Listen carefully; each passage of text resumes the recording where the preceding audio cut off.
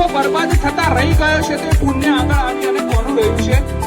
તો એ પુણ્યશાળી જીવો છે કે જે પુણ્યશાળી વ્યક્તિઓ છે કે જેના કારણે આ દેશ બરબાદ થતા રહી ગયો છે.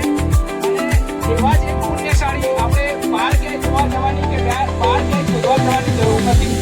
આ જે પુણ્ય ધરા ઉપર આપણે અત્યારે બેઠા છીએ, આ કાર્યક્રમ કરી રહ્યા છીએ, ત્યાં આપણે હમણાં જ કહ્યું કે અને જેની આપણે જયકાર પણ બોલાવી છે, એવા આપણા જ ગામના ગૌરવ, આપણા જ જિલ્લાનું ગૌરવ, આપણા જ દેશનું ગૌરવ એવા પુણ્યશાળી વ્યક્તિ શ્રી રણછોડભાઈ